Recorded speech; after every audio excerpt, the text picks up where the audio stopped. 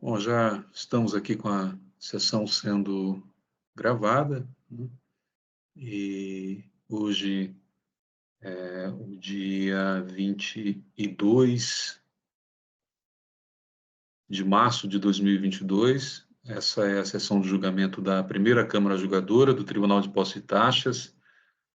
Estão presentes na sessão os juízes titulares, né? Eu conduzindo os trabalhos, doutor João Maluf, temos a doutora Luciana Cristina da Silva Vendramini, o doutor Eduardo Soares de Mello e o doutor Jandir Daliluca, José Daliluca. Temos como representante fiscal a representante Karina Ogawa e a presença do doutor Alfredo Bernardini, que fará a sustentação oral. Então, eu vou pedir aos colegas que se dirijam ao processo. O sistema já está, o EPAT já iniciou, né? Ao processo de Hidrodome do Brasil Indústria de Domes Saneantes Limitada, a IN 439-223, de relatoria do doutor Jandir.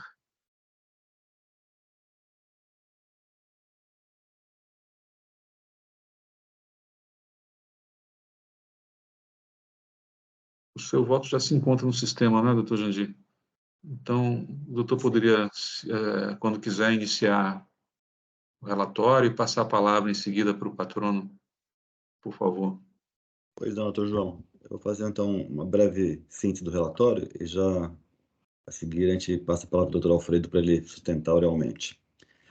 Bom, nós estamos tratando nesse caso da Hidrodome de duas acusações. A primeira acusação se refere à falta de pagamento por meio de guia de recolhimentos especiais do ICMS no valor de 2.632.000 arredondados, né? No período de fevereiro de 2016 a abril de 2017, conforme demonstrativo elaborado pelo Fisco, devido por ocasião dos desembaraços aduaneiros das mercadorias adquiridas em operações de importação realizadas em nome de seu estabelecimento filial, localizado no município de Maceió, no estado de Alagoas. Os produtos adquiridos do exterior, ácido dicloroisocianúrico e ácido tricloroisocianúrico, foram desembaraçados no estado do Rio de Janeiro e, através de notas fiscais eletrônicas emitidas logo em seguida pelo citado estabelecimento filial inscrito em Alagoas, foram integralmente transferidos para o contribuinte ora autuado. Conforme demonstrado pelos documentos juntados e detalhados no relato circunstanciado da ação fiscal, as mercadorias importadas nunca adentraram na referida filial, pois desembarcaram nos portos marítimos localizados nas cidades fluminenses de Itaguaí e Rio de Janeiro, e após o desembaraço aduaneiro foram remetidas diretamente dos recintos alfandegados para o estabelecimento do autuado, o real adquirente e destinatário físico.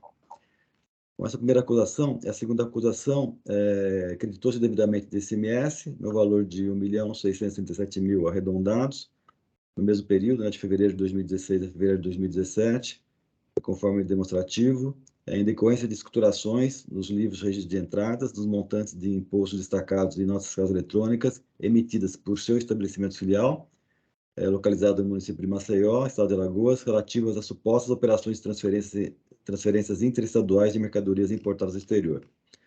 As notas fiscais que embasaram os créditos não atendem às condições previstas no artigo 59, parágrafo 1º, item 3 do regulamento, né, uma vez que as operações de transferências ali descritas não ocorreram de fato, sendo certo que as mercadorias foram desembaraçadas no estado do Rio de Janeiro e remetidas diretamente ao estabelecimento paulista ora autuado, sem transitar pelo referido estabelecimento filial do estado de Alagoas, que consta como importador nas declarações de importação. Em vista disso, os documentos fiscais foram considerados inábeis pelo Fisco, nos termos do inciso 2º do artigo 184 do regulamento, por não serem os documentos exigidos pela legislação.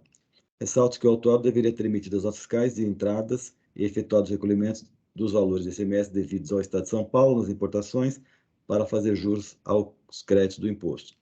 Essas são as duas acusações.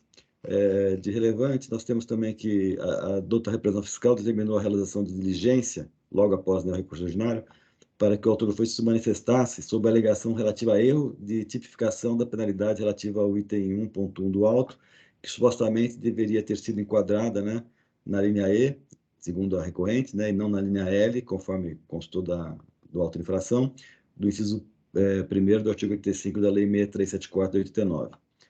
Cumprida a medida proposta, a doutora revisão fiscal apresentou suas contrarrazões, propugnando pelo desprovimento do apelo. Então, esse síntese, doutor João, é o relatório, e então acho que agora a palavra fica franqueada, né, para o doutor Alfredo, para ele poder expor as razões da empresa. Obrigado.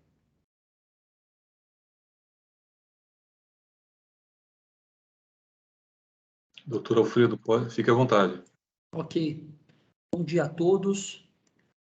Bom dia a todos aos jogadores presentes aqui. Não poderia perder a oportunidade de cumprimentar o doutor Eduardo Soares de Mello, da qual tenho muita deferência ao pai dele, foi meu professor em diversas oportunidades, doutor.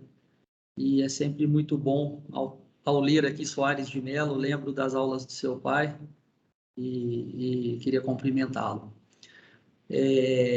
Outros jogadores, o tema pelo qual nós estamos aqui debatendo, já acredito que seja de conhecimento pleno do nosso tribunal, que diz respeito à importação de mercadorias em que se realiza por determinado estabelecimento do contribuinte, ao qual posteriormente a remessa dessa mercadoria ao seu desembaraço a outra localidade através de uma filial deste grupo econômico.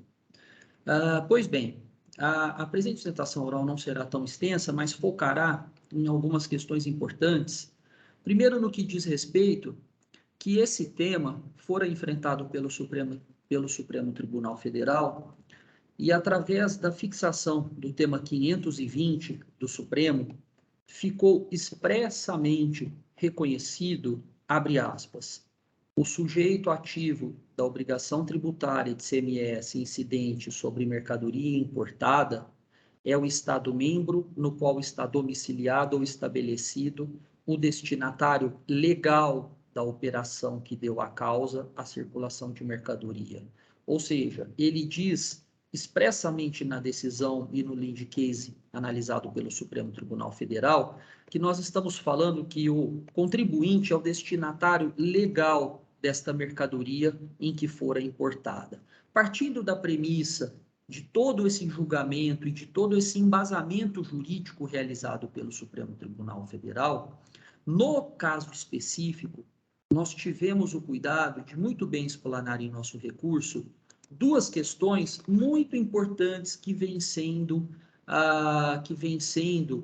abordado em específico pelo Tribunal de Impostos e Taxas em diversos julgados que estão sendo analisados pelo TIT.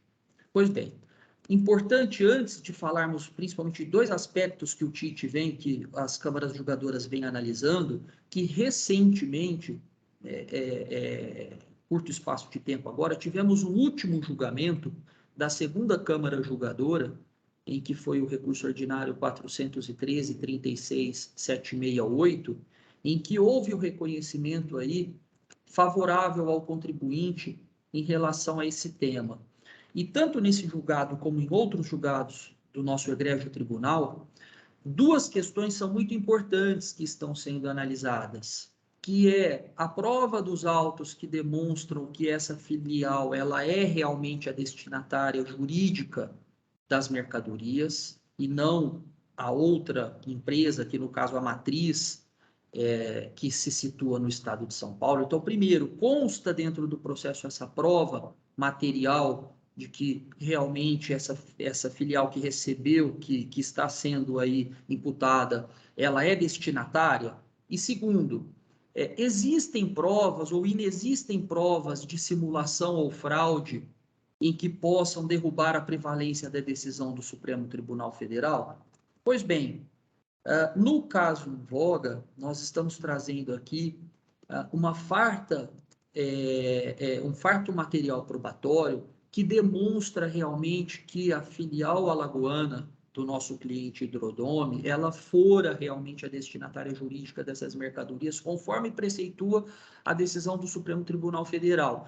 E, para tanto, nós juntamos todas as documentações, sejam as de importação, como também as documentações contábeis da empresa, comprobatórias do recebimento, do registro, de todas as operações que efetivamente ocorreram dentro da filial alagoana.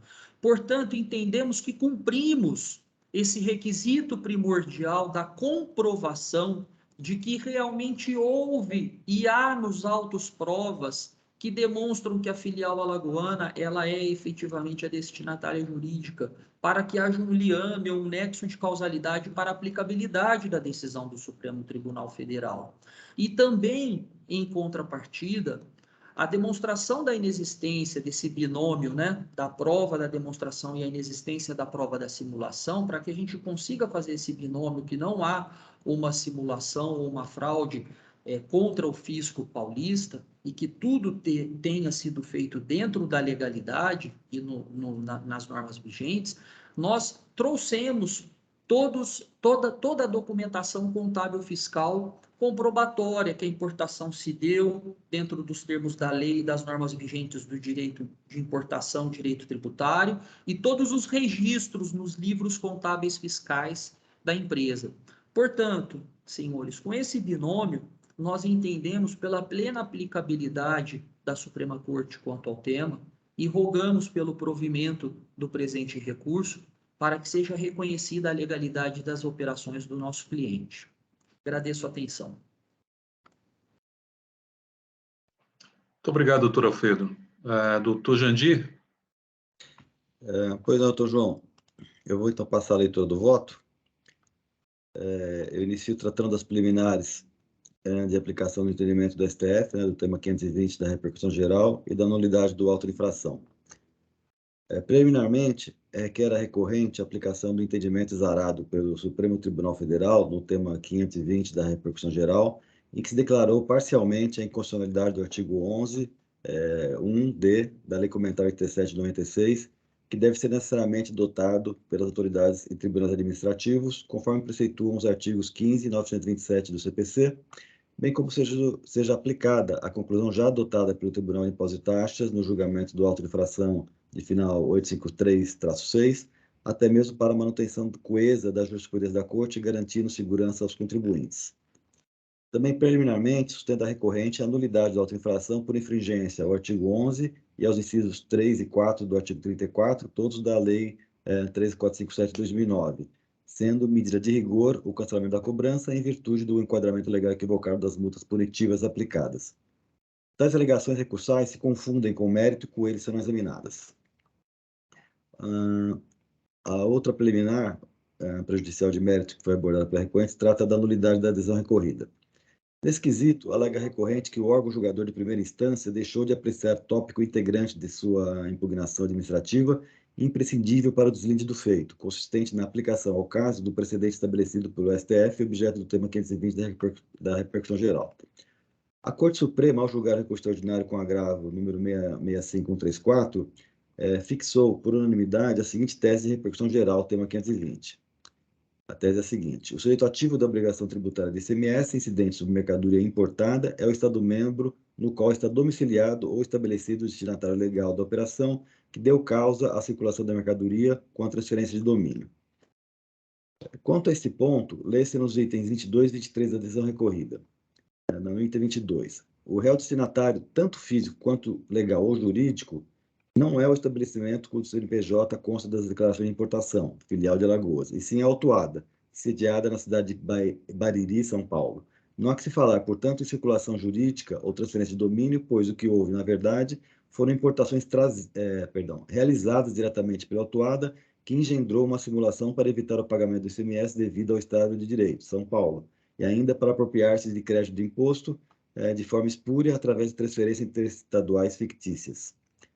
Item 23 da decisão recorrida. Dessa forma, o ordenamento jurídico imputa à autuada, como destinatária físico legal das mercadorias adquiridas do exterior, a responsabilidade pelo pagamento do ICMS de São Paulo, a responsabilidade pelo pagamento ao Estado de São Paulo do ICMS devido às importações.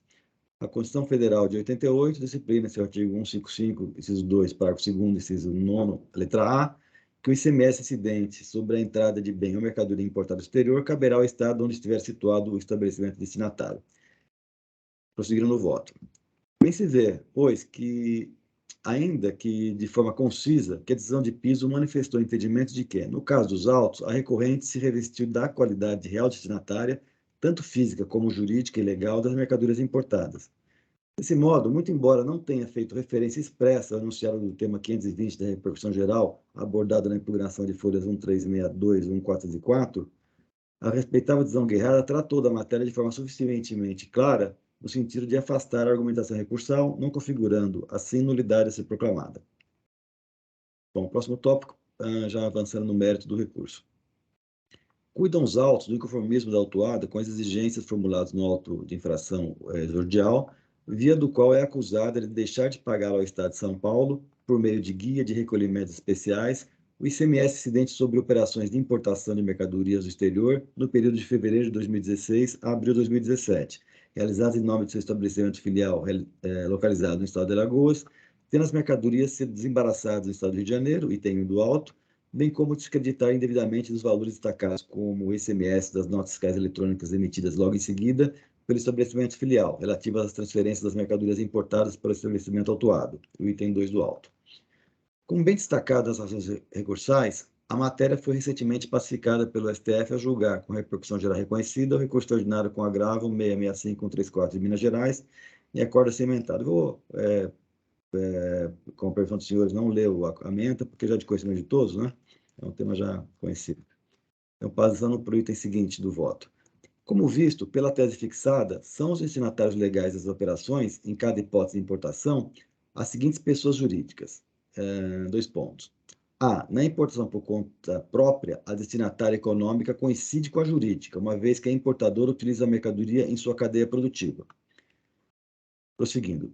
Nos termos do relatório circunstanciado de folhas 10 e 21, e conforme reconhecido pela própria recorrente, as mercadorias importadas nunca adentraram na referida filial, por desembarcaram nos portos marítimos localizados nas cidades fluminenses de Itaguaí e Rio de Janeiro, e após o desembaraço aduaneiro, foram remetidas diretamente dos recintos alfandegados para o estabelecimento do autuado.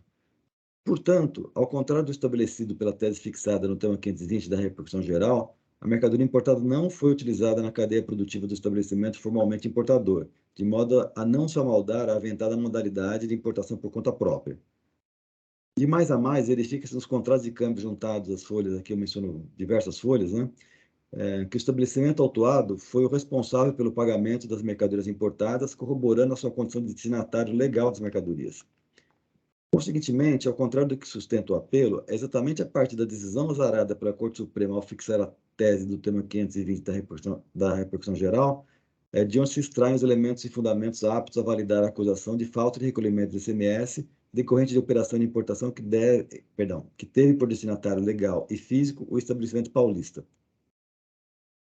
Por oportuno, destaque-se que o precedente invocado pela recorrente relativo à decisão proferida pela 42ª Câmara de Solalício ao julgar outra infração de final 8536 e que tratou de situação idêntica à versada nos presentes autos, foi posteriormente reformado pela Câmara Superior em acordo que estampa a seguinte ementa. Né? Que eu trouxe aqui a ementa, fala apenas o seguinte, ICMS importação, item 1, crédito devido, item 2, importação por Santos, filial importadora de Alagoas, adquirente destinatário jurídico final, matriz paulista.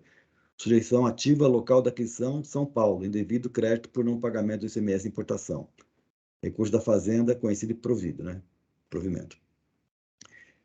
Prosseguindo. Como corolário lógico-jurídico, o imposto relativo às operações em SPEC deveria ter sido recolhido ao Estado de São Paulo, sendo também indevido o crédito tomado nas operações de recebimento das mercadorias do estabelecimento filial, que, ao fim e ao cabo, nunca foi efetivo destinatário das mesmas e, desse modo, jamais as remeteu para o estabelecimento bandeirante. Procedentes assim as acusações objeto dos itens 1 e 2 do auto infração. Prosseguindo agora para as multas. A recorrente alega que teria havido enquadramento legal equivocado das multas punitivas aplicadas, entendendo que as infrações seriam melhor tipificadas com a seguinte capitulação legal. Então, com referente ao item 1, né, do auto, ela entende que seria melhor tipificada a infração na linha E, né, do inciso 1º do artigo 85 da Lei 6374 de 89, e com relação ao item 2, na linha I do inciso 2º do artigo 85 da mesma Lei 6374 de 89. A infração do item 1 do auto foi capitulada na linha L, né, do inciso 1º do artigo 85 da Lei 6374/89, que está seguindo em relação. Na linha L, especificamente, fala o seguinte, né? Falta de pagamento do imposto, em hipótese não prevista nas demais alíneas desse inciso, multa equivalente a 100% do valor do imposto. Já a linha E do mesmo dispositivo estabelece falta de pagamento do imposto quando a respectiva operação ou prestação esteja escriturada regularmente no livro fiscal próprio e nos termos da legislação, o recolhimento do tributo deve ser efetuado por guia especial, multa equivalente a 50% do valor do imposto.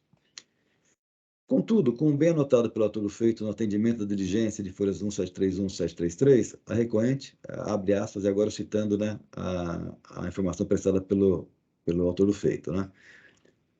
Abre aspas, não emitiu as devidas notas fiscais de entradas em seu estabelecimento, hora autuado, e, por consequência, não efetuou os correspondentes lançamentos em seu livro registro de entradas. E, portanto, é evidente que a conduta infracional do contribuinte não se coaduna com a norma punitiva descrita na referida linha E, que trata especificamente de operações em que houve emissão do devido documento fiscal e sua regular escrituração no livro fiscal, sem que houvesse, porém, o correto recolhimento por guia especial, conforme previsto na legislação. E, por essa razão, deve ser mesmo capitulado na linha L do inciso 1 do artigo 85 da Lei 6.374/89, uma vez que a legislação determina que se enquadrem ali as outras infrações por falta de pagamento do imposto, em hipótese não previstas nas demais alíneas desse inciso. Já a infração do item 2 do auto foi enquadrada na linha C do inciso 2 do artigo 85 da Lei 6.374/89, né? E aqui, lendo a linha C, fala o seguinte, crédito do imposto decorrente de escrituração de documento que não atenda às condições previstas no item 3 do parágrafo 1º do artigo 36 desta lei, independentemente de ter havido ou não a correspondente entrada de mercadoria no estabelecimento, ou aquisição de sua propriedade, ou ainda o correspondente recebimento de prestação de serviço, multa equivalente a 35% do valor indicado do documento como da operação ou prestação, sem prejuízo do recolhimento da importância acreditada. De outra parte, a linha I do mesmo dispositivo se dispõe crédito do imposto recebido em transferência decorrente da escrituração de documentos que não atendam às condições previstas no item 3 do parágrafo 1º do artigo 36. Multa equivalente a 100% do valor do crédito recebido, sem prejuízo do recolhimento da importância acreditada. Ora, como visto anteriormente, o estabelecimento localizado no estado de Alagoas nunca foi efetivo destinatário das mercadorias e, desse modo, jamais as transferiu para o estabelecimento autuado, que sempre foi seu efetivo destinatário legal e físico. Dessa maneira, não houve qualquer operação de transferência entre filiais, não se configurando o tipo infracional descrito na linha I do inciso 2º do artigo 85 da Lei 6.374/89, não havendo qualquer nulidade a ser reconhecida ou reparo a ser feito no auto de infração sobre esse aspecto. No mais, a cobrança da multa observou a lição de regência, em vigência, válida e eficaz, as questões de índole constitucional abordadas pela recorrente escapam da competência dessa Corte Administrativa, nos termos do artigo 28 da Lei 13.457/2009, razão pela qual o pedido não reúne condições de ser conhecido. Outro sim, o caput do artigo 527-A é claro dispor que a multa pode ser elevada ou reduzida desde que a infração tenha sido praticada sem dolo, fraude ou simulação, e não implique falta de pagamento do imposto. O que, evidentemente, não é o caso dos autos, onde se está exatamente cobrando o imposto não pago, item 1, e crédito devido, que, obviamente, teve por resultado a falta de recolhimento de ICMS, item 2. Já indo para o dispositivo, diante do exposto, conheço parcialmente o recurso ordinário, nessa parte, nego-lhe provimento, ficando preteridos os demais argumentos apresentados pela parte, por serem compatíveis com os fundamentos aqui adotados. Esse é o voto, presidente, que eu submeto aos pares. Obrigado. Muito obrigado, Dr. Jandir. Eu acho que nós já estamos... vou abrir os debates aqui, mas vou então já me pronunciar que eu concordo com o voto, parabenizo e subscrevo integralmente. Eu vou passar então a palavra para a doutora Luciana. Ok, obrigada, presidente. Mais uma vez, bom dia a todos. Eu também acompanho o voto do Dr. Jandir, né? A situação fática foi muito bem analisada, né? Estou demonstrado, de fato, que a importação teve como destinatário legal e físico o estabelecimento paulista. Então, não tenho nada a acrescentar, acompanho integralmente o voto. Obrigado, doutora Luciana. Doutor Eduardo. Bom dia a todos. Inicialmente, agradeço ao patrono pelas palavras endereçadas ao meu pai. Pelo que eu vi aqui, a questão, ela se resume à análise do conjunto probatório. Claro que a gente tem a tese fixada de número 520 do STF, mas o patrono, ele alega que a importação, ela se deu pela filial em Alagoas, né? E aí ele faz referência a documentos de importação e documentos contábeis, né? Inclusive, demonstração de recebimento e registro na aludida filial.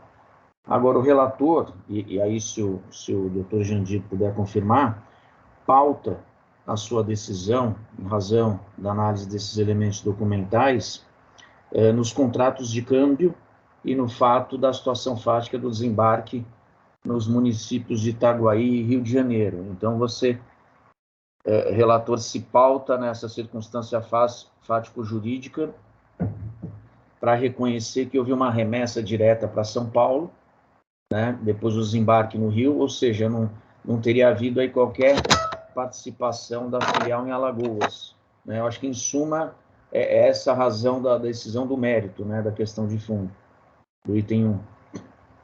Perfeito, doutor Eduardo, exatamente, principalmente essa questão da filial, né, ela não ter sido a responsável pelos pagamentos, né, os pagamentos foram todos feitos pela matriz, conforme os contratos de câmbio que eu destaco no voto, né. Realmente a matéria é fática, eu estou entendendo, eu não estou deixando de aplicar a tese, o tema 520, né, da tese fixada no tema 520, mas sim, em aplicando, eu cheguei à conclusão de que ele não seria, não seria suficiente para afastar a acusação. Perfeito.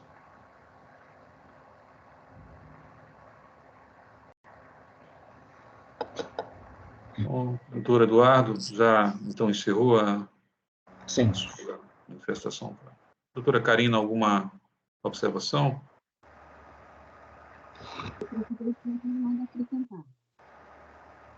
Obrigado. Então, a gente já está aqui com a nosso entendimento formado, né? Então, eu vou encerrar os debates e pedir aos colegas que o doutor Jandir não registrou o voto ainda, né? Eu estou registrando nesse instante, doutor João, só um segundo, por gentileza. Doutor João, Pois não. só por uma questão de ordem, eu queria só fazer um pequeno esclarecimento rápido, que pode ter ocorrido algum equívoco ou alguma confusão quando eu falei do julgamento que eu trago em caso idêntico, e depois o nobre doutor Jandir relatou nos autos que o julgamento que nós trouxemos em nosso recurso foi reformado. Entretanto, o recurso que eu disse na sustentação oral foi recentíssimo julgado agora em fevereiro de 2022 e não tivemos oportunidade de colocá-lo no nosso recurso ordinário, pois já havíamos interposto o mesmo. Então, a decisão a qual eu trouxe, e depois eu vou deixar ela também até aqui na mensagem, o número dela para facilitar para os demais em um próximo eventual julgamento para análise, ela foi proferida em fevereiro e não há reforma dela, ela encontra-se ainda vigente, não houve reforma. Então, eu, quando disse, não estava falando daquela do recurso, somente para esclarecer essa informação. Muito obrigado. Perfeito, Alfredo, obrigado. Obrigado, doutor Alfredo. Bom, prosseguindo aqui, o doutor Jandir já registrou seu voto pelo conhecimento parcial e não provimento do recurso ordinário. Eu vou encerrar os debates e pedir aos colegas que marquem a sua presença para a votação.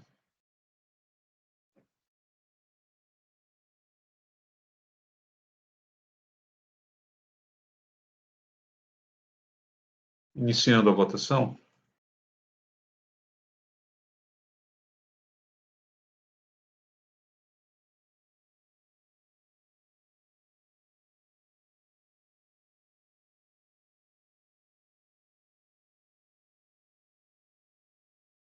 Votação finalizada, o processo de Hidrodome do Brasil Indústria e Dome Saneantes Limitada, a em 4.139.223, teve o seu recurso ordinário, conhecido parcialmente negado provimento e em decisão unânime. Muito obrigado, doutor Alfredo Bernardini. Tenha um bom dia. Obrigado a todos. Passar para o próximo processo, então.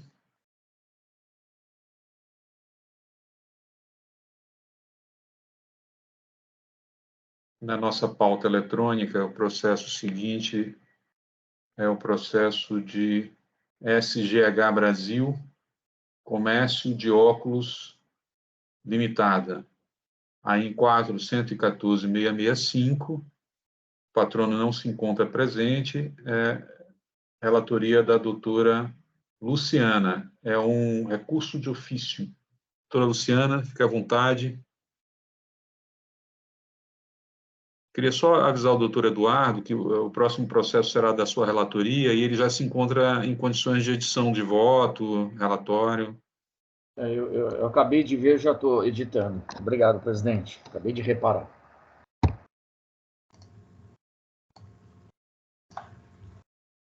Ok, obrigada, presidente. Como bem colocado, é um recurso de ofício, né?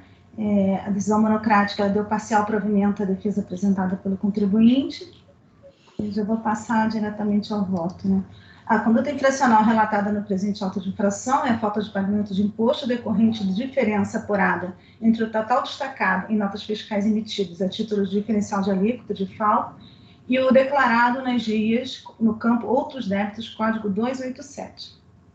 Na peça defensiva, o contribuinte limitou-se a contestar o lançamento do item 1.10 do AIM, aduzindo que, com a ciência do AIM, teria constatado que a GIA da competência 10 de 2016 teria sido apresentada com erro, uma vez que o montante de R$ 40.118,24 teria sido registrado sob equivocado com o código 202, sendo que o código correto para o lançamento seria o 287.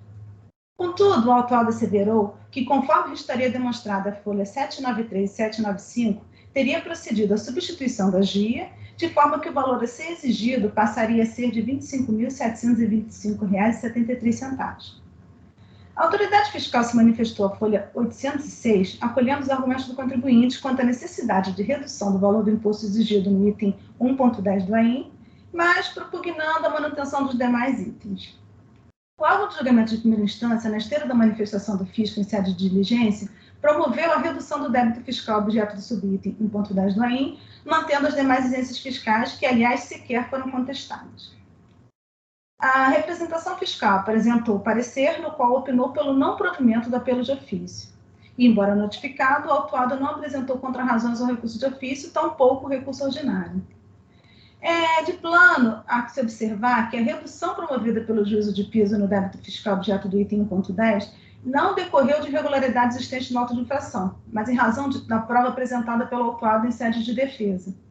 Como bem ressaltado na manifestação fiscal, tal fato não foi apresentado ao fisco durante o período dado ao mesmo para a manifestação relativa às diferenças encontradas.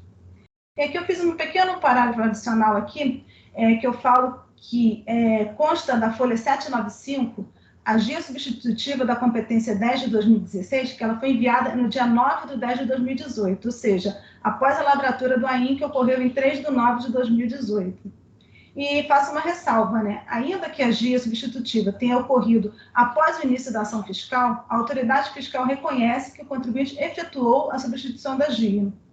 E essa circunstância foi ratificada pela douta representação fiscal. Eu faço essa ressalva por zelo apenas, né? E cito também o artigo 18A do anexo 4 da portaria CAT 9298, que dispõe que, no caso de o contribuinte estar sob fiscalização, o deferimento da substituição da GIA dependerá da manifestação prévia do inspetor fiscal responsável ou do agente fiscal por ele designado. Ou seja, apesar da GIA ter sido substituída já após o período de ação, já está no período de ação fiscal, existe essa ressalva da portaria CAT.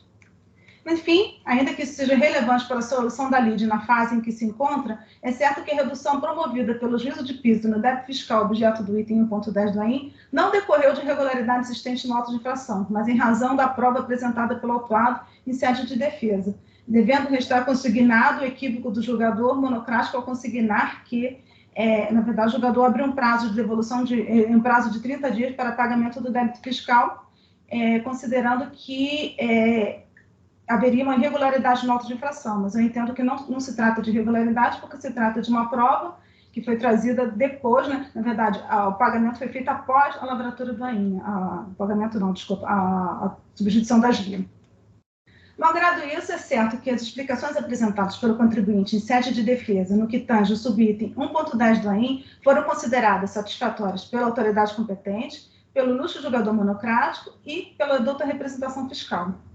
Nesse cenário, eu promovo o exame dos autos e constato que constam das folhas 793 a 795 documentos juntados no intento de demonstrar que o contribuinte procedeu à substituição da GIA, da competência 10 de 2016, para fazer constar o valor de R$ 40.118,24 sobre o Código 297.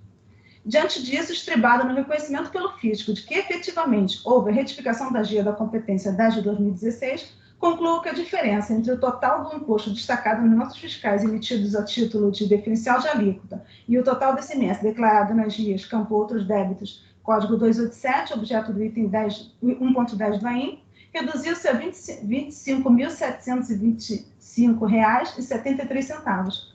Ante o exposto, tenho que a decisão recorrida não merece reparo. Diante disso, conheço do recurso de ofício para negar-lhe provimento. Como voto, doutores, eu só vou atualizar meu voto com esse pequeno ajuste que eu fiz.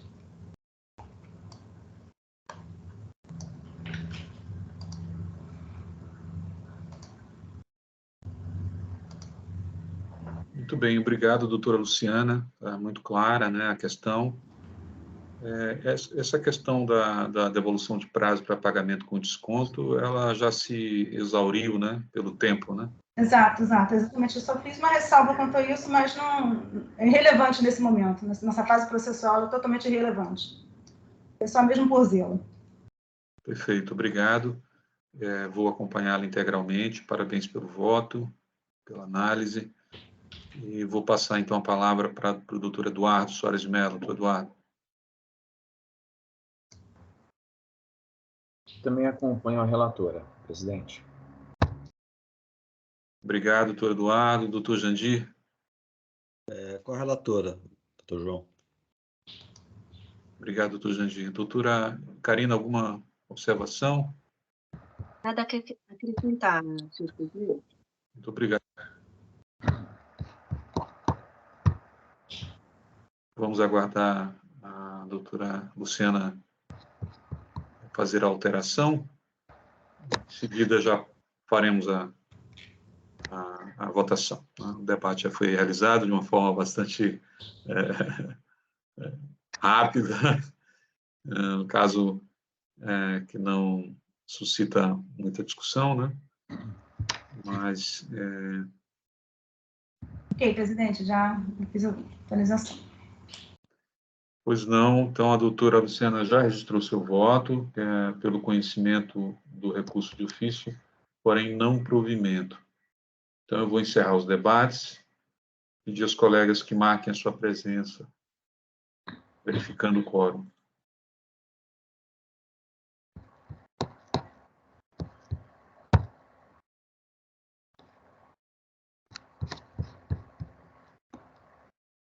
Vamos, então, realizar a votação.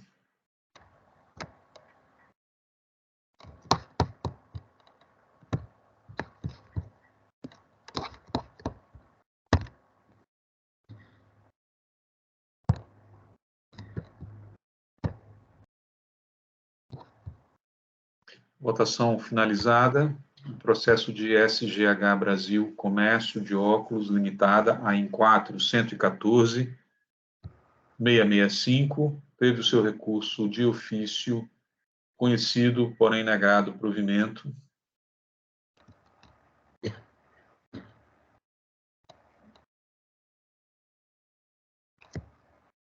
Vamos passar para o próximo processo, na nossa pauta eletrônica.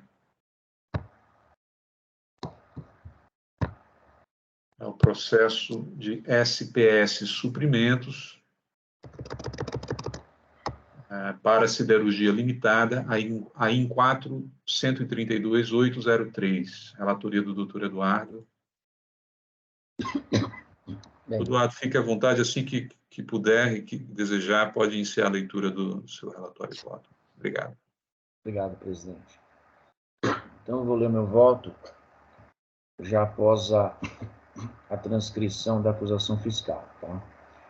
Como mencionado no relatório, a acusação fiscal consiste na emissão de notas fiscais de saída de alumínio granulado, NCM 760-12000, mercadoria com diferimento do ICMS, nos moldes do artigo 400-D do Regulamento de Semestre de São Paulo, consignando declaração falsa quanto ao estabelecimento de destino. No caso, a pessoa jurídica ISA, Comércio Siderúrgico de Produtos Ceireg. De acordo com o trabalho fiscal, a aludida pessoa jurídica não se encontrava em funcionamento no local na época da realização das operações mercantis em exame, contribuinte não localizado pela fiscalização.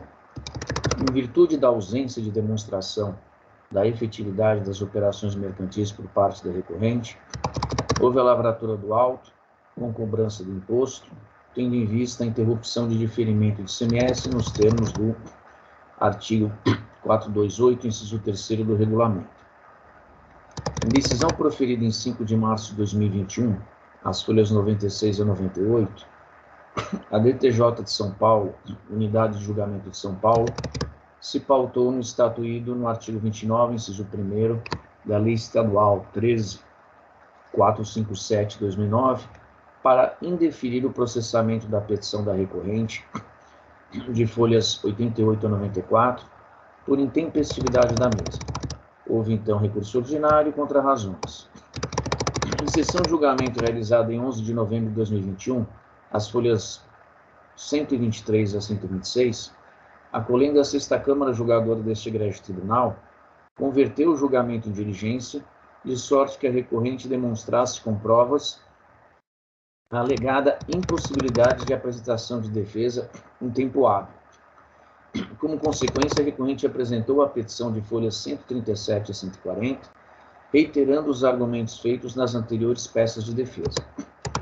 Depende das folhas 86 do processo, publicação no Diário Oficial do Estado de São Paulo, 16 de abril de 2020, e aí trago números de folha, seção do Diário Oficial, de intimação para recorrente, entre outros, quitar o débito fiscal abarcado pelo auto lavrado ou apresentar defesa no prazo de 30 dias, de acordo com o dispositivo na legislação pertinente. Lei Estadual 13.457/2009. São incontroversas, até porque nenhuma das partes questiona, e o ordenamento jurídico é claro, as datas atinentes ao início do prazo para apresentação da peça de defesa, 27 de abril de 2020, ao final do referido prazo, 26 de maio de 2020, e ao protocolo da defesa, 29 de julho de 2020. A intempestividade praticada pela recorrente, defesa apresentada em 29 de julho de 2020, quando o prazo para tanto expirara, reiteres, em 26 de maio de 2020, é por ela, recorrente, entre aspas, justificada, com a assertiva de que não fora notificada regularmente acerca da autuação fiscal e que, em razão do término do período de validade de seu certificado digital e da impossibilidade de renovação no tempo devido, o que se deu apenas 2 meses depois, em virtude de dificuldade oriunda da pandemia decorrente da Covid-19. Por essa razão, diz a recorrente, não foi possível o acesso ao EPAT, assim como o correspondente protocolo de defesa em tempo hábil, legal. Por esse motivo, acolhendo a 6ª Câmara Julgadora deste egrégio tribunal, converteu o julgamento em diligência na seguinte forma. E aí eu vou reproduzir, porque o voto ele é bem sucinto. Entendo que a recorrente deve trazer aos autos prova das dificuldades por ela enfrentadas, especialmente no que diz respeito ao vencimento de seu certificado digital e à alegada demora de aproximadamente 2 meses para conseguir renová-lo, o que pode ser feito mediante demonstração das datas de expedição e vencimento dos certificados digitais vencido e renovado, as quais constam dos documentos emitidos pelas instituições autorizadas à certificação digital. Diante disso, proponho a conversão do julgamento em diligência, a fim de que, com base na sugestão acima e também de outras formas que entender adequadas, a recorrente traga aos autos prova das dificuldades por ela enfrentadas para protocolo de sua defesa. Então, esse foi o voto de preferência do juiz, o doutor Juliano de Preto, e digo eu, para atender à referida diligência, a recorrente traz ao processo informação contida no intitulado Gerenciador de Certificados, folha 140 do processo. As informações dizem respeito à existência de 2 certificados digitais em seu nome. O primeiro deles com validade, início e fim, de 15 de julho de 2020 a 15 de julho de 2021. O segundo certificado digital, ao seu turno, com validade de 16 de agosto de 2021 a 16 de agosto de 2022. A informação é insuficiente para demonstrar a situação fática sustentada pela recorrente. No caso, certificado digital vencido na época do prazo para apresentação de defesa no presente auto de infração. Porquanto não consta dado a respeito da existência de certificado que se encontraria vencido em 26 de maio de 2020, prazo final para a defesa. Dito de outra forma, a recorrente imune o processo com informações juridicamente irrelevantes para o caso vertente, uma vez que dizem respeito a período posterior àquele para a apresentação da defesa, circunstância, portanto, suficiente para o reconhecimento da fragilidade da argumentação levada a cabo pela recorrente. Em suma, sequer houve demonstração de que, no prazo para a apresentação da defesa, a recorrente possuísse certificado digital com validade vencida. Pondero ainda que eventual enquadramento da recorrente como contribuinte não credenciado no EPAT, circunstância decorrente do fato da mesma, eventualmente, não possuir certificado digital emitido e vencido antes de 15 de julho de 2020, a habilitaria a apresentação da defesa em papel junto ao posto fiscal de sua vinculação, conforme consta expressamente do item 4, campo observações do relato da infração. E aí eu reproduzo que é o item 20, que diz, nos termos do artigo 100 do decreto 54486/2009, fica assegurado ao interessado o prazo de 30 dias, contados da data da notificação, para pagamento do débito fiscal ou apresentação de defesa por escrito, observando a disciplina da Portaria CAT 198 de 2010. Fecha aspas. Digo eu, mas não é só. A recorrente igualmente não demonstra tentativa de apresentação da defesa em tempo hábil, o que poderia ser comprovado, por exemplo, mediante a apresentação de correspondência eletrônica endereçada a órgãos da administração fazendária do Estado de São Paulo, como é o caso do posto fiscal dela, vinculação e ou do Tribunal de Impostos e Taxas de São Paulo, TIT, detalhando a situação enfrentada e solicitando informações sobre o correspondente protocolo. Não foi, todavia, o que ocorreu. Em que pese minha ciência sobre dificuldades e prejuízos causados pela mencionada pandemia à sociedade em geral, dentre as quais se insere a dificuldade de apresentação de peças processuais no âmbito judicial e na esfera administrativa, não identifico ser o caso do presente processo, dadas as particularidades verificadas. Tecidas essas considerações, conheço e nego provimento a essa parte do recurso ordinário. Nesse sentido, não conheço, deixo de analisar, os demais argumentos expendidos no recurso ordinário e que se referem à penalidade e aos juros de mora aplicados pelo trabalho fiscal. Em face do exposto, conheço parcialmente o recurso ordinário e, nessa parte, nego provimento ao mesmo, mantendo o auto lavrado. É assim como voto. Eu acho que a situação ficou clara, né? Ele alega que, em razão da pandemia, ele teve dificuldade para renovar o certificado digital e que estaria vencido justamente na época da prestação da defesa. Chega a sexta Câmara, no voto do doutor Di Pietro, diz, olha, então você demonstra que houve o vencimento e que você teve dificuldade para fazer o protocolo. Só que aí, numa petição, ele junta aquele documento intitulado gerenciador, agora esqueço o final do nome, e aí a gente não vê a existência de um certificado digital justamente nesse período, que foi da prestação da defesa. Então, se ele não menciona a existência desse certificado, como é que ele poderia alegar que a sua validade expirou, né? Ele só traz informação relativa a certificado emitido após a apresentação da defesa dele, né?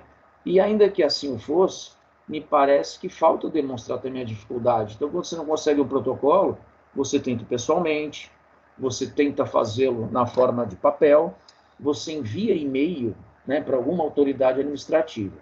Então, por essa razão, eu estou mantendo alto, reconhecendo a intempestividade da defesa.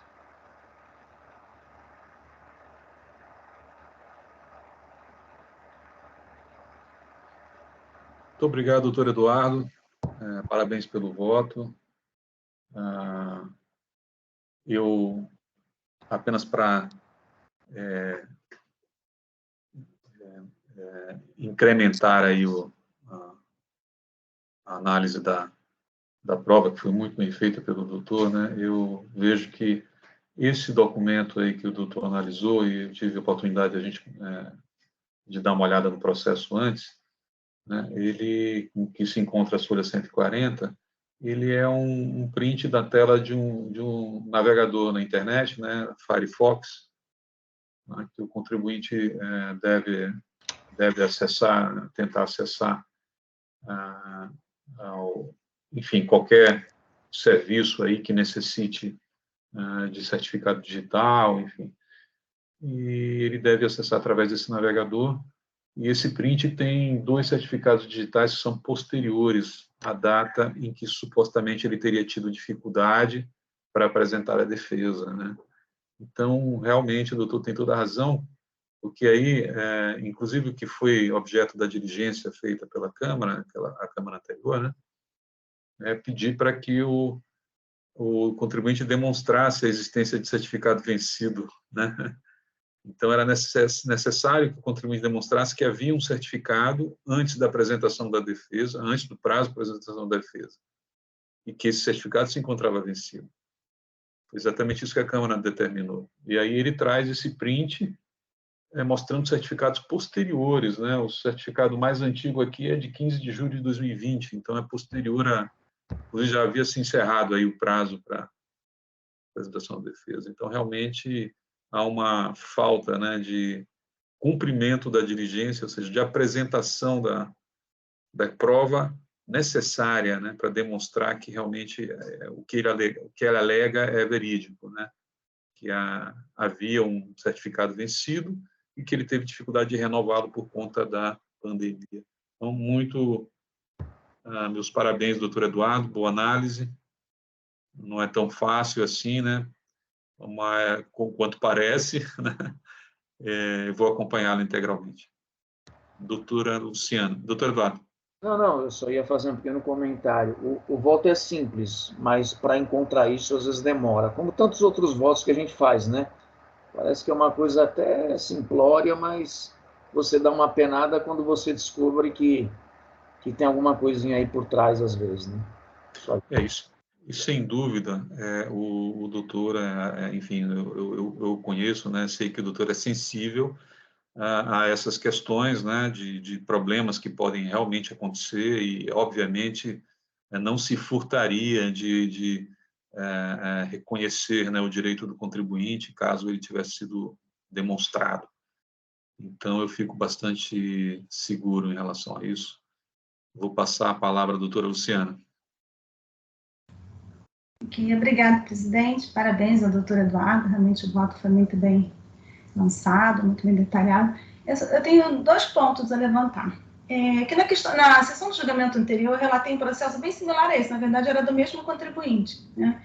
E a decisão da Câmara foi o encaminhamento desse processo à DRF para manifestação sobre a diligência promovida pela 6ª Câmara, porque tinha havido um erro no fluxo processual, né? Na verdade, o processo inicialmente foi mandado, em vez de ser mandado diretamente para o contribuinte falar, o processo foi para o fisco e depois, como ele foi para a representação fiscal, e acabou o contribuinte se manifestando por último. E a representação fiscal não pôde se manifestar sobre a diligência apontada, né, a diligência efetuada. Então, nós, na verdade, nesse outro caso, nós encaminhamos para a representação fiscal para manifestação, para sanear esse vício processual. E a segunda questão que eu ponho é a questão da supressão da instância, né? Na verdade, a primeira instância não julgou, né? Na verdade, ela considerou a defesa intempestiva, não houve julgamento. Então, a questão que eu ponho é se não estaríamos, ao decidir já pelo mérito da questão, se nós não estaríamos violando o devido processo legal com a supressão de instância. Não sei, são esses 2 pontos que eu gostaria de colocar. Perfeito. Obrigado, doutor Luciana. Doutor Eduardo? que eu entendi, o primeiro ponto trazido pela doutora Luciana é uma constatação, na verdade, uma comparação com outra situação fático-jurídica, apenas para a gente lembrar, né, envolvendo aí também diligência. Quanto ao segundo ponto, particularmente não vejo supressão, né? O que aconteceu é que, na primeira instância administrativa, fora verificada a intempestividade da defesa. Quando chega na sexta Câmara, justamente, se houvesse uma demonstração de que havia uma impossibilidade de protocolo, tá? Porque haveria uma expiração de prazo do certificado digital.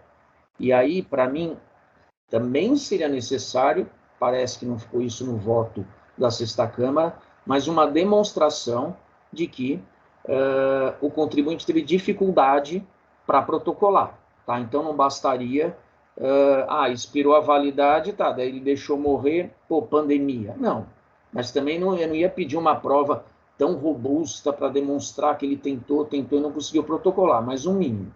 O que acontece? Que questões ele traz para o nosso provimento jurisdicional? Olha, multa, juros de mora, ele não chega na matéria de fundo, tá? Então, o que ocorre? Se eu não conheço, né, se eu entendo que a petição, a defesa intempestiva, eu não posso tratar de mais nada, né? Se eu entendesse que ela seria tempestiva, o que eu faria? Eu, então, entenderia pela necessidade de retorno para a primeira instância, para análise dessas questões atinentes à multa, a juros de mora, justamente para não ocorrer a supressão de instância, né? Então, eu não vejo qualquer supressão de instância. A primeira instância entendeu, olha, não dá para sequer conhecer porque é intempestiva. Eu entendo da mesma forma, pelo menos esse é o meu voto. Então, não chegou a haver uma supressão, porque o que eu decidi foi exatamente conformidade com a primeira instância. Repito, se eu entendesse a intempestiva, meu voto seria para votar para a instância agora. Ficou claro, não sei. Obrigado, doutor Eduardo. Eu vou passar a palavra em seguida para o doutor Jandir, mas eu estou com uma dúvida, na verdade. Essa primeira questão que a doutora Luciana levantou, realmente, obrigado pela atenção, doutora Luciana, realmente nos passou despercebido, né? E a hora que foi a sessão bem recente. Acho que foi a última, foi passada, né? Muito obrigado por levantar esse ponto, né? É um ponto realmente relevante, né? Até por questão de coerência, a gente tem que, então, refletir um pouco sobre isso. Agora, em relação à questão da supressão de distância, eu não entendi muito bem, doutora Luciana. A doutora acha, então, que... o que seria supressão de distância? A distância não se manifestou sobre o mérito da questão. Na verdade, nós estamos julgando o mérito e... Não. Nós estamos julgando o mérito? Nós estamos mantendo a acusação? Não, eu estou mantendo a acusação justamente porque eu não tô aceitando, eu não estou analisando o conteúdo da defesa, porque ela é intempestiva. Não está julgando o mérito. Na verdade, a autuação está sendo mantida porque o recurso não está sendo conhecido em relação ao mérito, né? Em relação ao mérito, ele não está sendo conhecido. Ele está sendo conhecido em relação, pelo menos é o que eu entendi, ele está sendo conhecido em relação à preliminar de nulidade. Né? Perdão, correto, a confusão, perdão. Concordo. Tá. Então, ficamos a questão só apenas da decisão anterior, né, que, na verdade, foi em outro sentido. Agora, desculpe interrompê-lo, presidente, talvez eu não tenha compreendido muito bem a primeira questão que você reputa relevante. Se a doutora Luciana pudesse só repetir o outro caso envolvendo também a SPS. Sim, doutor, desculpa. Na sessão anterior, nós julgamos um caso bem similar, né, que, na verdade, foi a mesma diligência promovida pela sexta Câmara, idêntico, que após a diligência, é uma diligência para o contribuinte se manifestar, os autos foram encaminhados ao fisco, por equívoco. Né? O fisco não promoveu a diligência ao contribuinte e retornou os autos para o julgamento. Antes disso, a representação fiscal se manifestou, dizendo que o contribuinte não tinha apresentado manifestação. e após a manifestação da representação fiscal, aí sim, o contribuinte trouxe a sua manifestação. Ou seja, devido a esse erro de fluxo, a manifestação da representação fiscal veio antes da juntada da petição pelo autuado. Ou seja, a representação fiscal não teve oportunidade de se manifestar sobre essa peça. Agora, ao mesmo tempo, eu entendo que, se o doutor entende, né, está julgando a favor da parte interessada, que no caso é a representação fiscal, se haveria realmente necessidade de que ela se manifestasse, ou se essa nulidade estaria de fato superada, né, já que é decidido a favor da parte. Aí, claro, a gente tem sempre dois caminhos e a gente verifica isso muito no processo administrativo, nos autos aqui no TIT. Ou a gente, às vezes, vai por um formalismo, um rigor formal um pouco maior, né? E não está errado. Ou a gente, em dadas circunstâncias, como me parece ser essa, a gente segue aí a eficiência do processo administrativo, né? Então, falar que as duas decisões estão certas faz sentido, né? Eu, particularmente, entendo que não haveria qualquer problema, né? Justamente dado o conteúdo do meu voto, se for acompanhado pelos demais pares.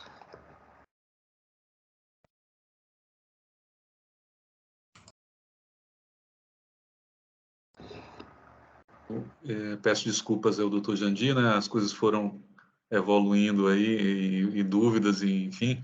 Então, vamos ouvir aqui o doutor Jandir. Doutor Jandir.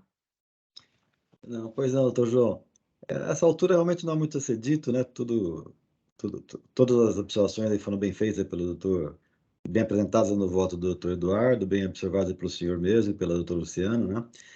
De fato, o objeto do recurso ordinário, nesse caso, é apenas a questão da tempestividade, né? É isso que estava em discussão agora, porque, como o doutor Eduardo bem salientou, se fosse provido o recurso, o caminho seria a anulação de primeira instância para que ela se pronunciasse sobre o mérito, né? E como a tempestividade foi, ou melhor, a intempestividade, né, foi confirmada, né, pelo doutor Eduardo, então não chegou nem a se instaurar, né, o contencioso, porque os contenciosos se instauram com a pressão de defesa com impugnação válida, né? Como não houve impugnação, então, tempestiva, não chegou a se instaurar o processo contencioso, então não há o mesmo que se falar a respeito de apreciação de mérito, não, nem em primeira nem em segunda instância, né? Então, esse ponto, não tenho dúvida nenhuma, e parabenizo o doutor Eduardo pelas conclusões aí muito bem explanadas, né? Na verdade, me parece que houve uma desídia, né, do contribuinte nessa questão, né? A partir do momento que o contribuinte está integrado, né, está obrigado, né, pelo DEC, né, pelo domicílio eletrônico, a ter o certificado digital. Ele não tendo o certificado digital, ele é uma obrigação dele, mas que podia ser suprida eventualmente por uma prova que a Sexta Câmara abriu diligência para que fosse feita, né, no sentido de alguma dificuldade que também não foi demonstrada, né? O doutor Eduardo bem salientou nessa questão de que o contribuinte sequer apresentou, né, fisicamente a defesa, que tentou fazer uma comunicação com a Secretaria da Fazenda para expor essa dificuldade, né? Então, e na verdade o prazo de defesa são 30 dias, né? Hoje em dia nós sabemos que os certificados digitais eles são emitidos rapidamente, né? Então, com relação a isso, eu não tenho dúvida nenhuma de que o voto ele deve ser prestigiado. E com relação à questão que a doutora Luciana colocou da nulidade, eventual nulidade, né? De fato, como ela mesma já adiantou, né? Não se repete, né, o ato quando ela não prejudicar a parte, né? Quando a sua supressão não prejudicar a parte, que no caso seria a repressão fiscal, né? Isso, de acordo com a própria 13457, né, 2009, tem um dispositivo que fala isso.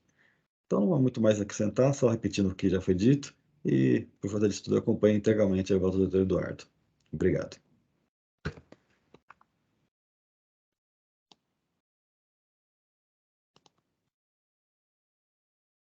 Obrigado, doutor Jandir.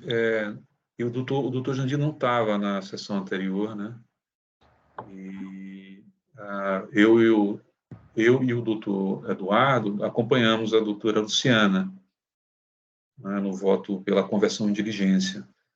Eu acho que essa é uma questão relevante que a gente precisa realmente decidir, né? Se vamos, então, manter o voto do doutor Eduardo. Eu fico um pouco desconfortável apenas por uma questão de coerência, né? Eu agora, revendo o voto da doutora Luciana, eu acho que caminho proposto é um caminho mais seguro, né, no sentido de que evita a eventual posterior alegação de nulidade do trâmite processual, né? Mas, por outro lado, eu também percebo que há sim, a possibilidade, né, caberia, né, a tese, né, a ideia, né, de que não há nenhum prejuízo. O contribuinte, ao fim e ao cabo, ele apresentou a sua manifestação, em relação em decorrência da diligência, em resposta da diligência, né, e o julgamento, então, está sendo proferido pelo relator de forma que aproveita, né, a parte que seria prejudicada, que seria a Fazenda, né, que seria a representação fiscal, a Fazenda, né, que se pronunciou, não se pronunciou posteriormente à manifestação do contribuinte, como preceitua aí o dispositivo citado pela doutora Luciana em seu voto. Então, nós estamos meio que numa sinuca de bico, né? Eu, só concluindo aqui a minha fala, doutor Eduardo, e até o doutor pode se manifestar também em relação ao que eu vou dizer agora, eu passo em seguida a palavra para o doutor, eu me sinto mais confortável se nós mantivermos a coerência, né? Então,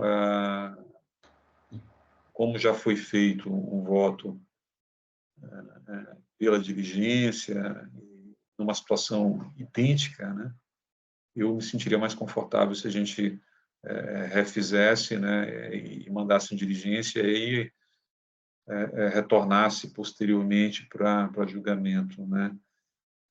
Mas também não tenho certeza absoluta disso, né. Então, estou abrindo aqui, colocando lenha na fogueira e vou abrir, então, a palavra.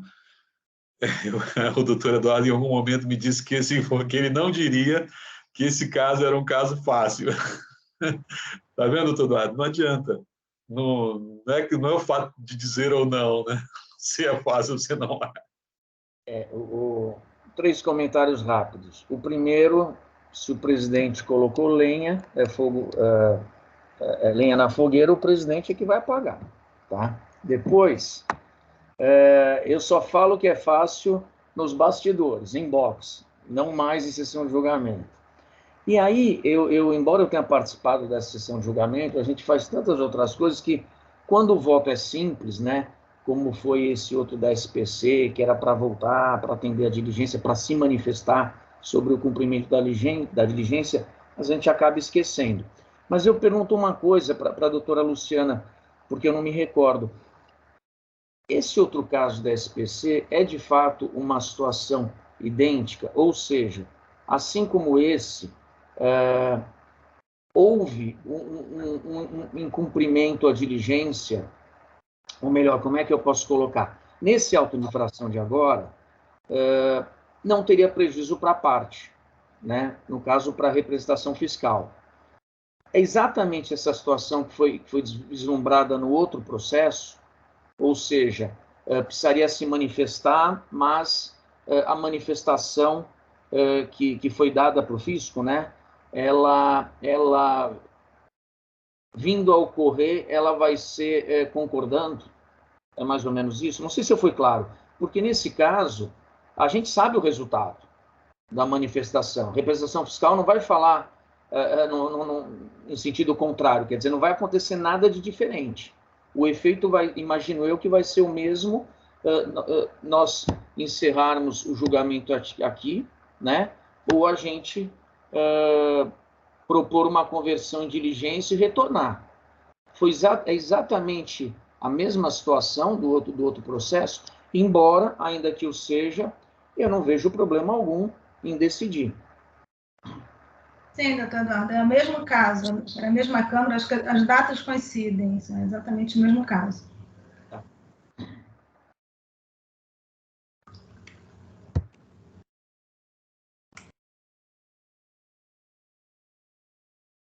Doutora Luciana, a doutora, então, vamos falar agora de forma bastante pragmática, né? A doutora, então, acha melhor fazer uma preferência para manter o seu voto, ou enfim, no mesmo sentido do seu voto no processo anterior, ou, se não, aí nós teríamos, então, que acompanhar o doutor Eduardo, né?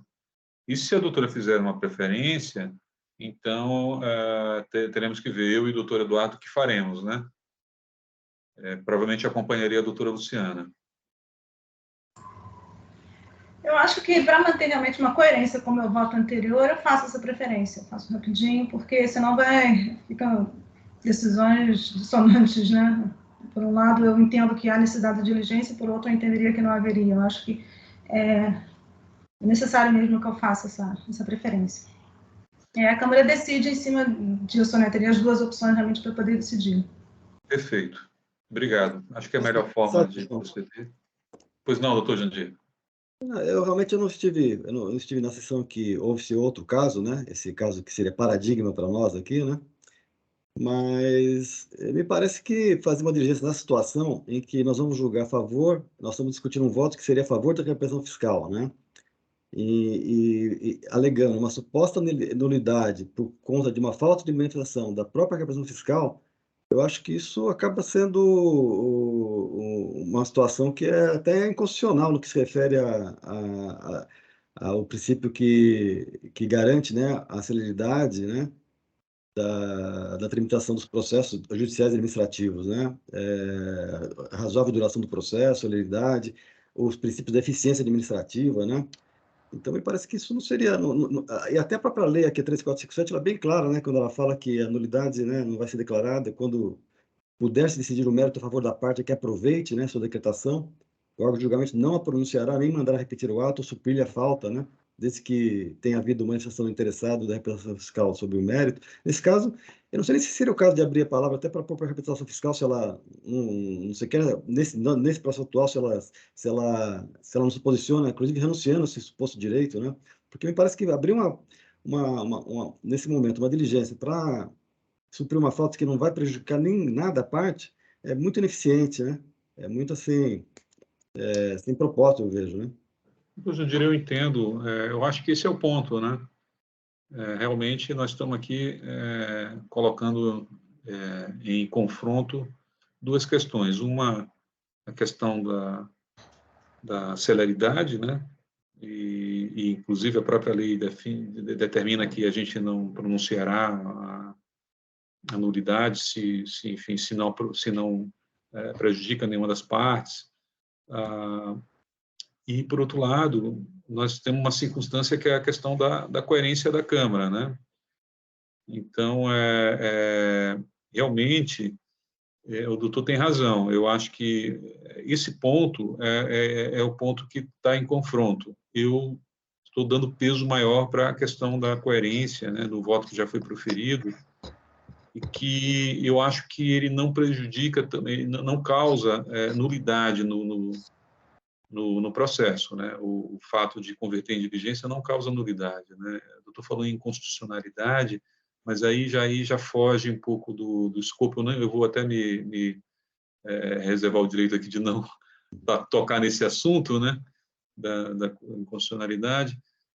Mas, em relação à questão da lei, né, que estabelece que a gente não vai se determinar que o ato seja feito, enfim, o saneamento, né, caso isso não prejudique nenhuma das partes, eu vejo que, em relação a isso, eu acho que não há o caso, na minha opinião, de passar a bola para a representação fiscal, entendeu? Mas acho que a representação poderia Nesse momento, né? Acho que a representação poderia se manifestar, até para conhecermos qual o pensamento dela, né? Sem dúvida, isso sim. Eu já ia passar a palavra para... peço desculpas, é que a gente vai discutindo e vão surgindo dúvidas, todo mundo vai levantando as mãos, aí eu vou, então, tentando... Mas eu ia passar, sim, a palavra para a representação fiscal. Eu só não acho, e aí, com todo respeito, né, eu posso estar errado, eu gostaria de refletir também um pouquinho a respeito disso, né? Eu não acho que seja o caso da representação fiscal renunciar ou não nesse momento, né? Acho que isso não caberia aqui nesse momento. Então, mesmo que a representação fiscal disser, não me prejudica e tudo, não é não é uma coisa que, então, nós podemos, inclusive, colocar no voto, o representante fiscal abriu mão, então, portanto, estamos resguardados de alguma coisa. Não é por aí. Também não acho que, eu não sei se foi isso, talvez eu não tenha entendido bem, né? Não sei se foi isso que o doutor colocou. Mas, em relação a isso, eu acho que não vejo grandes problemas. Eu acho que se o doutor também quiser fazer uma preferência, colocando esse seu ponto aí, e acompanhando o doutor Eduardo, eu acho que também é por aí que a gente deve seguir, né? No desenvolvimento do trabalho da Câmara, cada um se manifesta, né? E aí vamos então, no final, ver qual foi o resultado. Não, Doutor Eduardo, eu gostaria de passar a palavra para a representação fiscal. Eu vou passar a palavra em seguida, tá, doutora Karina? Vamos ouvir o doutor Eduardo rapidamente. Doutor Eduardo. Muito rapidamente, o doutor Jandir, né, nós pensamos na mesma forma, a questão dos princípios, né, constitucionais, o direito administrativo, o processo legal e tal, então não vou repetir.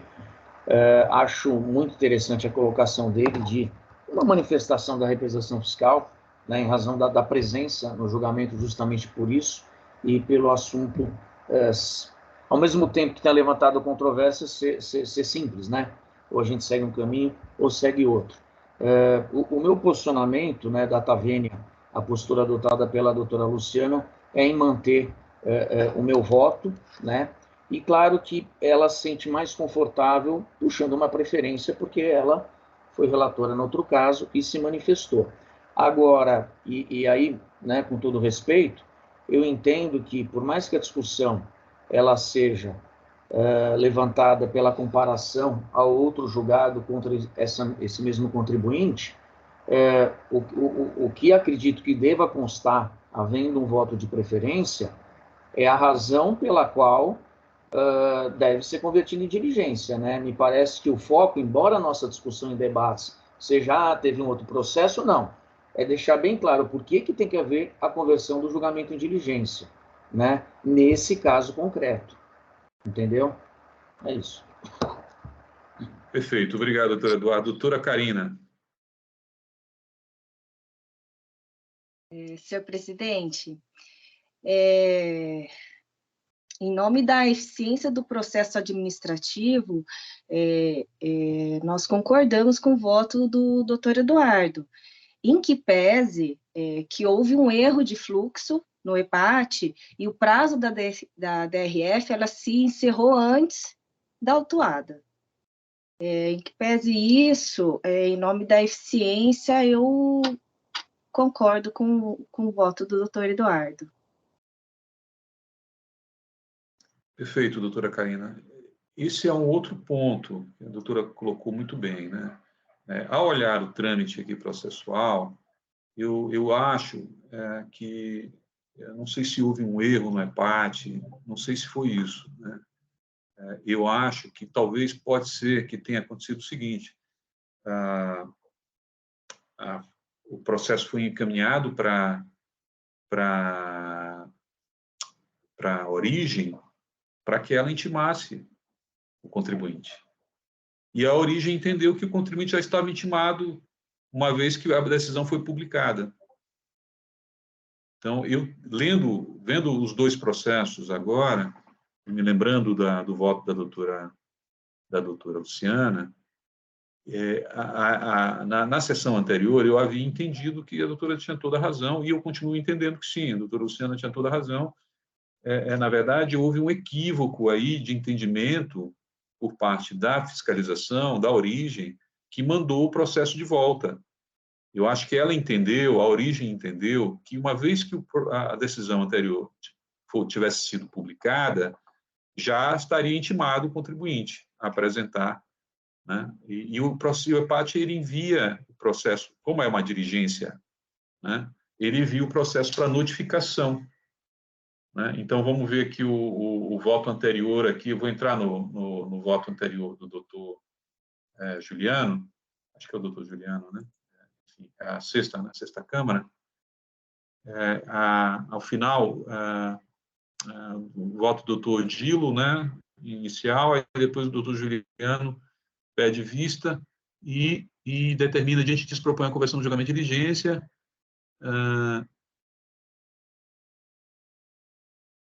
Então, ele diz assim: entretanto, em que pese simpatia, entendo que a recorrente deve trazer aos autos prova das dificuldades por ela enfrentadas, especialmente no que diz respeito ao vencimento de seu certificado digital, né? É o que pode ser feito mediante demonstração das datas para os quais constam os documentos emitidos por instituições. Então, ele diz apenas o seguinte: propõe conversão de julgamento em diligência, né?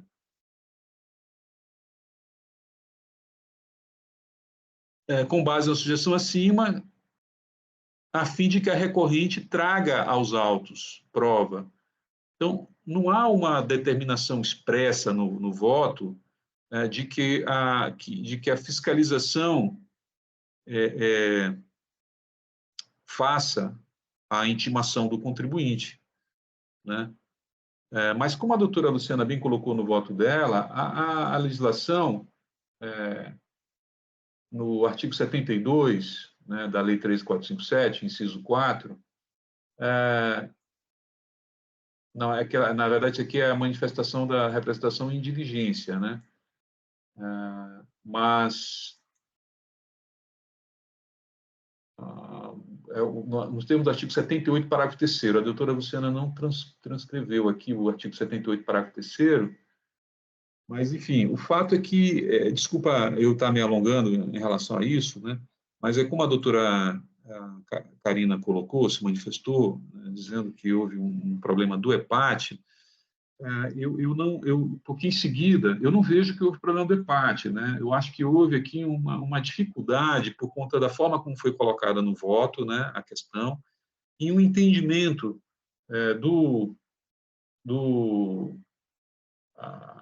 da fiscalização, porque o EPAT encaminhou para a fiscalização, né? E a fiscalização, então, as folhas 129, ela manda de volta dizendo assim, simplesmente, não há providências a serem tomadas para essa DRT, né?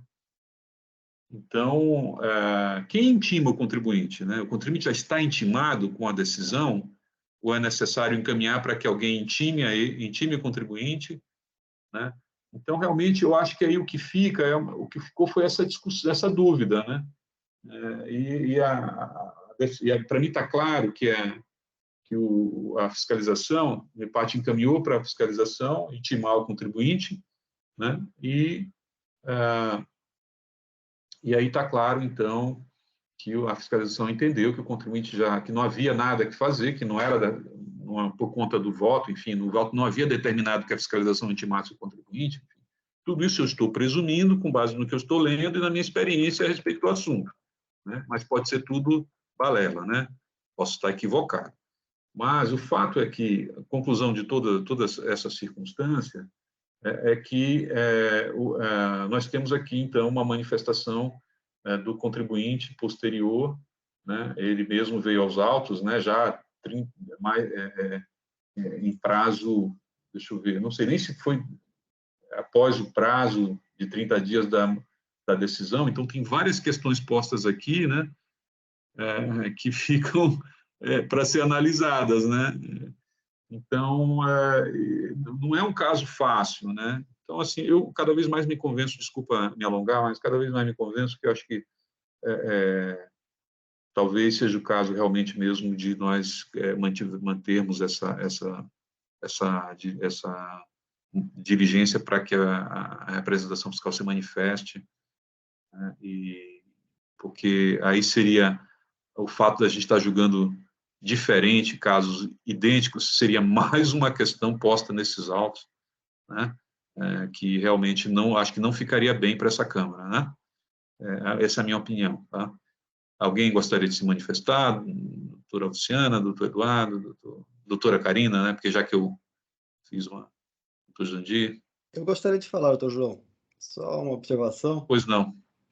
Essa questão da coerência da Câmara realmente é uma questão importante, né? Mas eu vejo que, como às vezes no desenvolver dos casos os debates vão ocorrendo, a Câmara pode mudar de opinião, ela não está vinculada, né, a uma posição passada. Isso é uma fruto até de uma evolução jurisprudencial, né? Se todos os casos forem vinculados sempre, nós nunca vamos evoluir, né?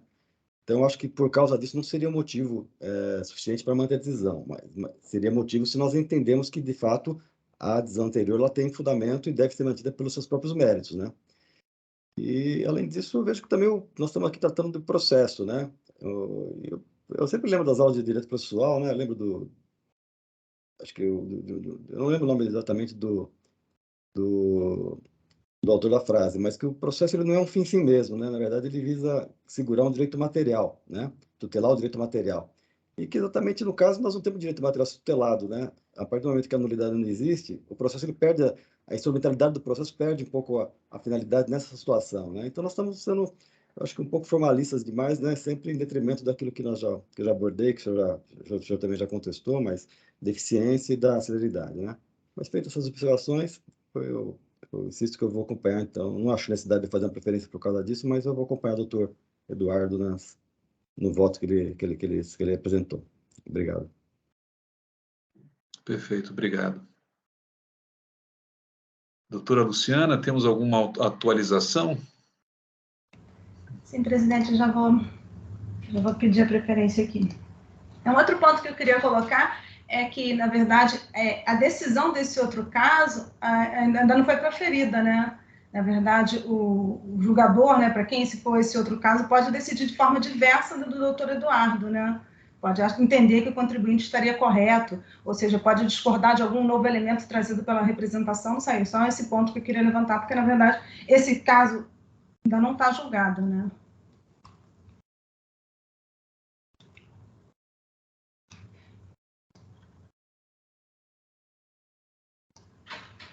Pronto, já solicitei, presidente.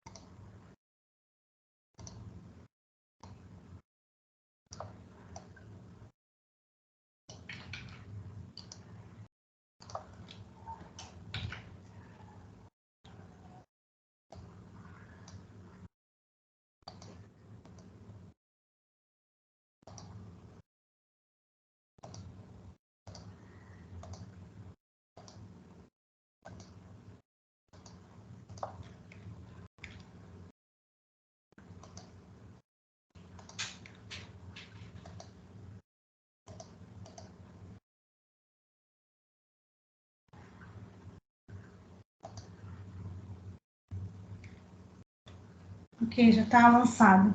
Bem breve, mas eu acho que eu coloquei bem a questão, né, do equívoco, né, que na verdade foi encaminhado por equívoco e na verdade o contribuinte foi intimado e apresentar, e só apresentou a defesa após a representação.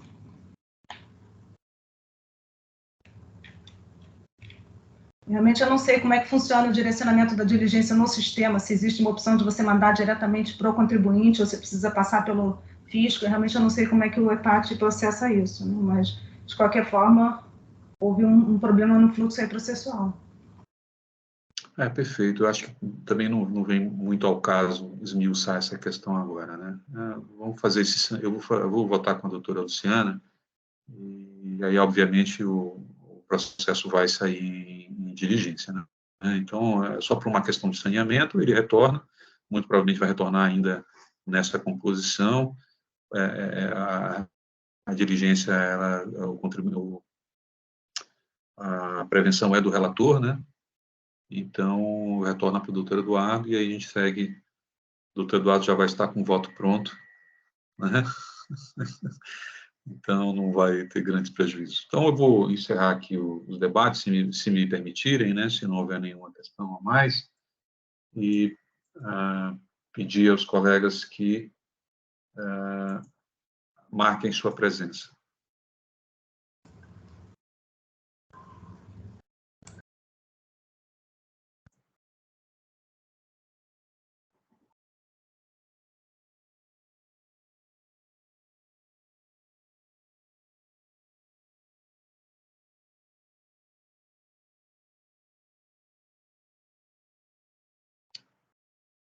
iniciar a votação.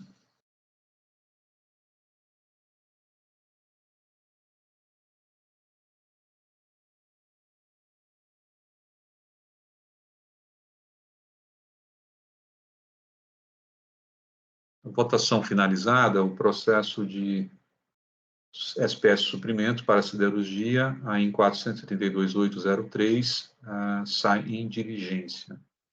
O voto do relator foi vencido pelo voto de preferência pela conversão em diligência. Então, vamos encerrar esse processo. Passar para o próximo processo, que eu acho que temos tempo, né? Não tem necessidade de fazer intervalo agora, né? São 10 horas.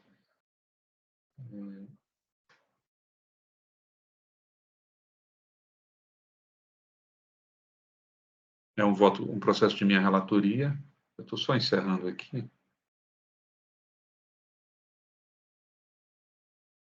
Bom. Encerrado aqui esse julgamento, então vamos passar para o processo. O voto já se encontra.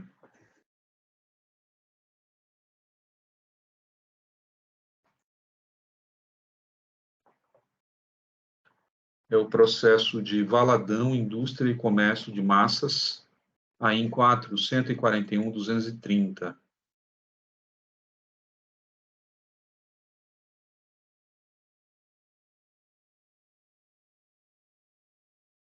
Então, vou ler o voto, né? É um recurso ordinário. A acusação é falta de pagamento por emissão de documentos fiscais referentes a operações de saída tributadas, com erro na determinação da base de cálculo, né? Com erro na determinação da carga tributária, né? Conforme se comprova pelos documentos, enfim, o contribuinte fez uso da redução de base de cálculo prevista no artigo 36, no artigo 39 do anexo 2 do regulamento, né, para produtos alimentícios, né? E então ele alega anulidades da decisão, ausência de termo de fiscalização, de início de fiscalização. Ele acha que o relato foi equivocado. Também fala que houve saldo credor, né, no período, aquela alegação de saldo credor, mas aqui a alegação de saldo credor, ele quer ver afastada a aplicação da multa, né? Então, também fala da questão dos juros sobre a multa, enfim, algumas questões que são realmente já conhecidas, né? Eu digo no voto que eu afasto as alegações de nulidade da decisão corrida, né? Da nulidade do AIN, né? Ele não traz a alegação de nulidade da decisão ocorrida.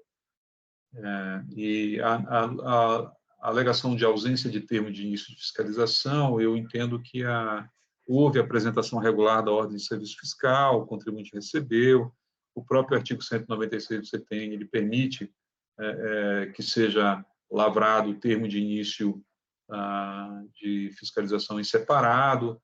Então, e aí a ordem de serviço fiscal, ela inicia, né? Ela serve como esse termo separado. Então, como é de praxe, né, na fiscalização, então eu não estou reconhecendo esse erro, não estou gastando também muitas linhas em relação a isso. Em relação ao erro a suposta dificuldade da descrição da acusação, enfim, eu também estou afastando, né, porque o contribuinte foi acusado de falta de pagamento correspondente ao benefício fiscal da redução de base de cálculo previsto no artigo 39.2 do RICMES, usufruindo de forma indevida pelo contribuinte, já que não reunia os condicionantes estabelecidos para a utilização do benefício, né? Então, não é o caso de que o contribuinte, os NCMs dos produtos comercializados não se encontravam na descrição para usufruto do benefício, ou seja, não está se discutindo a natureza das operações, nem a questão dos produtos, né? E o contribuinte insiste um pouco em relação a isso no seu recurso, mas não é disso que se trata, né? Se trata que o contribuinte havia dois condicionantes importantes né? Um deles é que não se poderia utilizar desse benefício para venda para consumidor final e nem para destinatário optante do Simples, e o contribuinte, em muitas das suas negociações, foram feitas com esses destinatários, né? E aí a fiscalização, então, entendeu que não tinha direito ao benefício por conta desse óbice, né, da própria norma. E o outro óbice, e aí que seria geral, né, que implicaria em todas as operações do contribuinte, é que não poderia haver débito inscrito em dívida ativa, né, para usufruir desse benefício. Então, esses condicionantes estão previstos claramente na legislação, né, no artigo 39, no seu parágrafo 1º e parágrafo 4º, né, portanto, o contribuinte ele não faz uma discussão nem provas de que essas questões estariam equivocadas, né, infirmando a acusação fiscal. Ele prefere discutir a questão do enquadramento dos produtos dele, que dariam direito ao benefício desse artigo 36. Inclusive, ele trata do que fala a decisão normativa CAT, perdão, tem um ponto aqui que eu coloquei essa questão, né? Então, não se aplicaria, né? Porque não se trata aqui de discussão da relevância, né? Desculpa, do enquadramento dos produtos, né? Então, a decisão normativa CAT 03/2009, né, que alterou o entendimento a respeito da classificação fiscal do produto pão de queijo, né, apenas um dos produtos que ele comercializou, né, uma vez que isso não se aplica, né, toda uma discussão gasta muito tempo no recurso discutindo coisas que não são relevantes. Isso é que é a questão principal. Em relação à alegação de lesão do princípio do não confisco, eu não conheço, né, dessas alegações por conta do artigo 28 da Lei 13.457. As questões referentes à multa, né, sobre a incidência da correção da base de cálculo da multa, então, enfim, essas questões já foram subladas, né, o TIT 10 o TIT 10 de 13, então, essas eu não conheço, né, e, no mais, eu conheço, porém nego provimento ao recurso do contribuinte, assim como eu voto. Eu vou passar, então, a palavra para a doutora Luciana. Obrigada, presidente. Eu parabenizo pelo voto, está muito claro, não tenho nada a acrescentar, não, eu acompanho integralmente.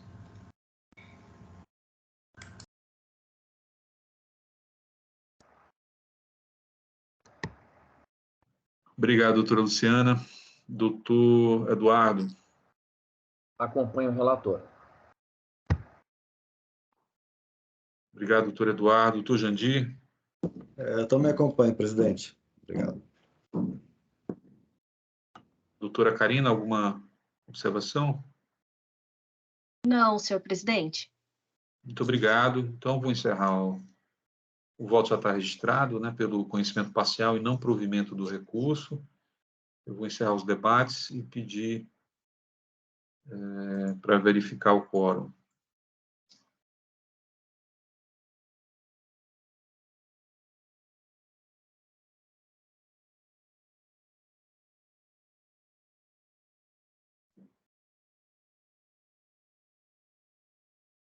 Quórum verificado, vamos iniciar a votação.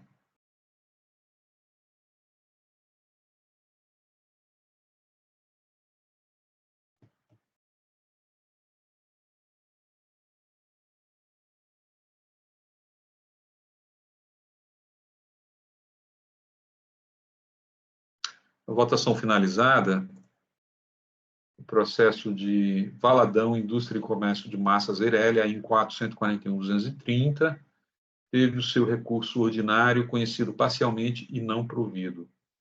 Esse foi o nosso último processo do dia. Eu gostaria de agradecer a todos e desejar, então, uma boa semana e até a próxima sessão. Vou passar a palavra para cada um, que quiser se manifestar. Doutora Luciana. Também agradeço a todos, agradeço a participação, doutor Eduardo, doutor Jandir, doutor João, doutora Karina, todos que estão nos assistindo. Também desejo a todos uma boa semana. Obrigado, doutora Luciana, doutor Eduardo.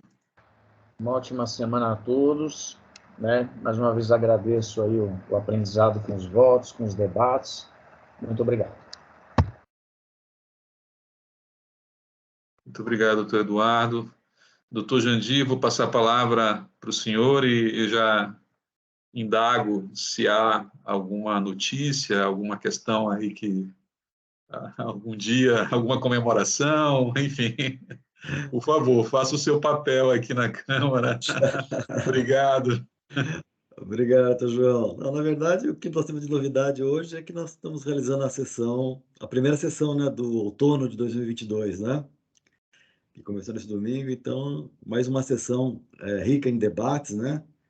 Fazendo com que, além de jogador, eu também me sinta um verdadeiro aluno aqui, né? E privilegiado de poder desfrutar das lições, né? Dos votos e manifestações aí da doutora Luciana, do senhor mesmo, do doutor Eduardo, né? Aqui eu cumprimento já, o senhor especificamente pela presidência, né? Como sempre, sendo bastante, sim, preocupado, né? Em assegurar a palavra a todos, né? E então eu parabenizo também por isso, né? Assim como a doutora Karina, né? Sempre participando aí, representando as cores, né? Da representação fiscal com bastante denodo, né? E com isso, né? Me despeço, desejando a todos aí uma excelente semana, esperando que o outono não seja tão rigoroso, né? Não seja tão frio, e que nos permita ter dias aí ensolarados aí para nós desfrutarmos. Um abraço a todos e até semana que vem. Perfeito, eu sabia, doutor Jandir, sabia que tinha alguma coisa aí que estava, não estava estava passando despercebido aqui por mim, mas o doutor, como sempre, com atenção, né, com esse cuidado, nos faz lembrar, né, das datas importantes, enfim. Esse do outono, eu nem havia eu achei que a gente já estava entrando no inverno, né? Já com esse frio, chuva, meu Deus. Mas é um outono, né? É uma fase, uma das mais belas que tem, né?